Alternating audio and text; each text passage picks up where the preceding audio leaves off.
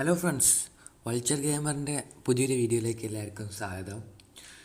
ഇന്നത്തെ വീഡിയോ എന്തെന്ന് വെച്ചിട്ടുണ്ടെങ്കിൽ മൈൻക്രാഫ്റ്റ് ജാവ എഡിഷനിലെ കുറച്ച് ബേസിക് ആയിട്ടുള്ള കൺട്രോൾസിനെ കുറിച്ച് പരിചയപ്പെടുത്താൻ വേണ്ടിയിട്ടാണ്.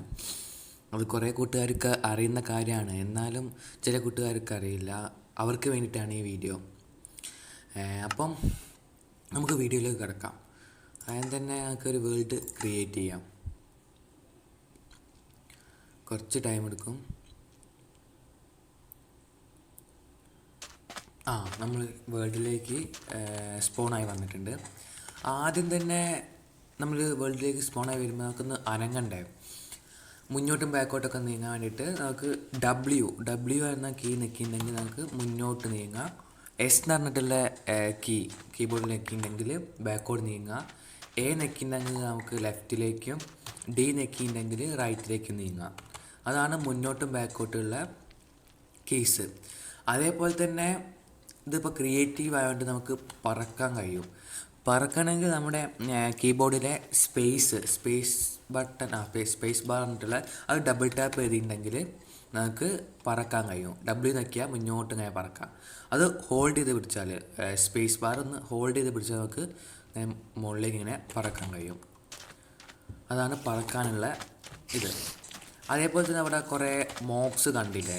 ഈ മോബ്സിനൊക്കെ നമുക്ക് ബീറ്റ് ചെയ്യണമെങ്കിൽ എന്ന് വെച്ചാൽ ഉപദ്രവിക്കണമെങ്കിൽ നമ്മുടെ മൗസിലെ റൈറ്റ് ബട്ടൺ നെക്കിയിട്ടുണ്ടെങ്കിൽ നമുക്ക് ഇങ്ങനെ ഉപദ്രവിക്കാൻ കഴിയും. ചാടിയൊക്കെ അടിച്ചിട്ടുണ്ടെങ്കിൽ കൂടുതൽ ഡാമേജ് വരും. ഓക്കെ. അതേപോലെ തന്നെ നമുക്ക് ഇൻവെൻട്രി സാധനങ്ങളൊക്കെ എടുക്കാൻ വേണ്ടിയിട്ട് ഇൻവെൻട്രി തുറക്കുകയാണെങ്കിൽ ഈ നെക്കിയിട്ടുണ്ടെങ്കിൽ ഇൻവെൻട്രി തുറക്കാൻ കഴിയും. ഈ നെക്കിയ ഇൻവെൻട്രി എടുത്തിട്ട് നമുക്ക് സാധനങ്ങളൊക്കെ എടുത്ത് നമ്മുടെ ഇൻവെൻട്രിയിലേക്ക് വെക്കാൻ കഴിയും. ഇനി അത് ക്ലോസ് ചെയ്യണമെങ്കിൽ ഒന്നെങ്കിൽ ഈ നെക്കിയാൽ ക്ലോസ് ആവും, അല്ലെങ്കിൽ കീബോർഡിലെ ESC എന്ന് പറഞ്ഞിട്ടുള്ള ആ ബട്ടൺ നെക്കിയാലും ക്ലോസ് ആവും. അതേപോലെ തന്നെ നമ്മുടെ ഒരു ഓക്ക് അല്ലെങ്കിൽ ഈ മരം ഒന്ന് വെട്ടണമെങ്കിൽ നമ്മുടെ മൗസിലെ റൈറ്റ് ബട്ടൺ നെക്കിയിട്ടുണ്ടെങ്കിൽ ഇതിപ്പോൾ വാളായതുകൊണ്ടാണ് റൈറ്റ് ബട്ടൺ നെക്കിയാൽ നമുക്ക് ഇത് വെട്ടാൻ കഴിയും. ഇത് ക്രിയേറ്റീവ് മോഡ് ആയതുകൊണ്ട് പെട്ടെന്ന് വെട്ടാൻ കഴിയുന്നുണ്ട്. അങ്ങനെ റൈറ്റ് ബട്ടൺ നെക്കിയാൽ മൗസിലെ റൈറ്റ് ബട്ടൺ നെക്കിയാൽ നമുക്ക് അത് പൊട്ടിക്കാൻ കഴിയും. അതേപോലെ തന്നെ ഇപ്പോൾ കണ്ടില്ലേ എൻ്റെ ഈ ടോർച്ച് ഇപ്പോൾ വലത്തെ കയ്യിലുള്ളത്. ഈ വലത്തെ കയ്യിലുള്ള ടോർച്ച് ഇടത്തെ കയ്യിലേക്ക് മാറ്റണമെങ്കിൽ F നെക്കിയിട്ടുണ്ടെങ്കിൽ നമ്മുടെ ഇടത്തെ കയ്യിലേക്ക് മാറും. അതുപോലെ തന്നെ ഇപ്പോൾ ഓക്ക് ലോഗ് സെലക്ട് ചെയ്തിട്ട് F നെക്കിയിട്ടുണ്ടെങ്കിൽ അത് ഓക്ക് ലോഗ് ലെഫ്റ്റ് കയ്യിലും ടോർച്ച് റൈറ്റ് കയ്യിലേക്ക് മാറും. അങ്ങനെയാണ് ഇത്. അതേപോലെ തന്നെ ഇപ്പോൾ കണ്ടില്ലേ താഴത്ത് ഇങ്ങനെ സെലക്ട് ചെയ്യുന്നത് ഓരോ ഐറ്റംസ് ഇങ്ങനെ സെലക്ട് ചെയ്യുന്നതല്ലേ. അത് നമുക്ക് രണ്ട് മെത്തേഡ് ഉണ്ട്.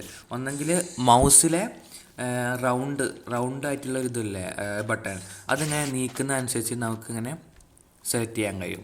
അതേപോലെ തന്നെ നമ്മുടെ കീബോർഡിലെ 1 2 3 4 5 6 7 8 9 അങ്ങനെ നെക്കിയിട്ടുണ്ടെങ്കിൽ നമുക്ക് ഓരോന്നിങ്ങനെ സെലക്ട് ചെയ്ത് ഇതാക്കാൻ കഴിയും.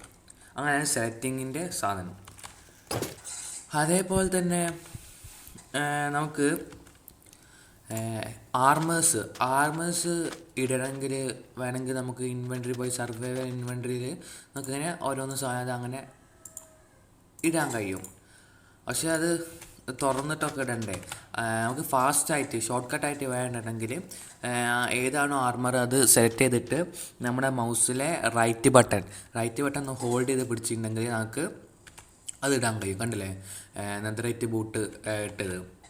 അങ്ങനെയാണ് പെട്ടെന്ന് ഷോർട്ട് കട്ടായിട്ട് ഈ ആർമർ ഇടാനുള്ള കീസ്. അതേപോലെ തന്നെ അവിടെ ഒരു സൂമ്പ് കാണുന്നില്ലേ, ആ സൂമ്പിനെ സൂം ചെയ്തിട്ട് കാണണമെങ്കിൽ നമുക്ക് സി നെക്കിയിട്ടുണ്ടെങ്കിൽ സൂം ചെയ്ത് നമുക്ക് കാണാൻ കഴിയും. കണ്ടില്ലേ, സൂം ചെയ്ത് കാണാൻ കഴിയും. അതേപോലെ തന്നെ ഇപ്പോൾ ഒരു സാധനം പ്ലേസ് ചെയ്യണമെങ്കിൽ ഇപ്പോൾ ഇത് വലത്തെ കയ്യിലേക്കാക്കാം. ഓക്ക് ഇത് പ്ലേസ് ചെയ്യണമെങ്കിൽ നമ്മൾ ഒരു സ്ഥലം സെലക്ട് ചെയ്തിട്ട് മൗസിൽ റൈറ്റ് ബട്ടൺ നോക്കിയിട്ടുണ്ടെങ്കിൽ നമുക്ക് പ്ലേസ് ചെയ്യാൻ കഴിയും. കണ്ടില്ലേ, ഇത് പൊട്ടിക്കണമെങ്കിൽ ലെഫ്റ്റ് ബട്ടൺ നോക്കിയാൽ പൊട്ടിക്കാൻ കഴിയും. അങ്ങനെയാണ് അതും.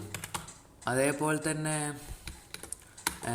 ഗെയിം മെനു ഓൺ ആക്കണമെങ്കിൽ നമുക്ക് ESC എന്ന് പറഞ്ഞിട്ടുള്ള ഒരു ബട്ടൺ ഉണ്ട് നമ്മുടെ കീബോർഡിൽ.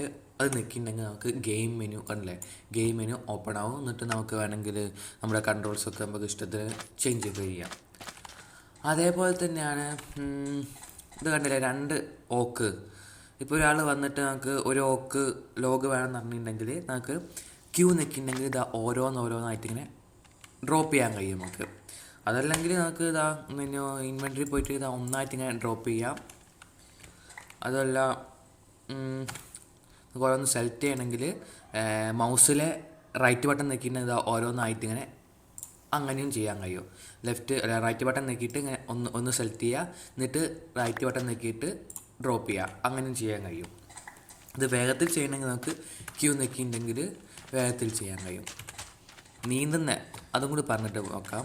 നീന്തുന്നത് എന്ന് വെച്ചിട്ടുണ്ടെങ്കിൽ നമുക്ക് വെള്ളത്തിലേക്ക് ഇറങ്ങിയിട്ടുണ്ടെങ്കിൽ കണ്ടില്ലേ, W നിൽക്കിയിട്ടുണ്ടെങ്കിൽ നമുക്ക് മുന്നോട്ട് പോകാം. ഇത് മുകളിലേക്ക് പൊങ്ങണമെങ്കിൽ സ്പേസ് ബാർ നിൽക്കിയിട്ടുണ്ടെങ്കിൽ മുകളിലേക്ക് ഇങ്ങനെ പൊങ്ങാം. പിന്നെ ഷിഫ്റ്റ് നിൽക്കിയാൽ നമുക്ക് താഴോട്ട് ഇങ്ങനെ പോവാം. ഒന്നുകൂടി സ്പേസ് ബാർ നിൽക്കുക. അതിപ്പോൾ ക്രിയേറ്റീവ് ആയതുകൊണ്ടാണ് മറ്റേ ആ ഓക്സിജൻ ഇതൊന്നും കാട്ടാത്തത്. അങ്ങനെ ചെയ്തിട്ടുണ്ടെങ്കിൽ നമുക്ക് നീന്താൻ കഴിയും. അതേപോലെ തന്നെ വേറൊരു കൺട്രോളാണ്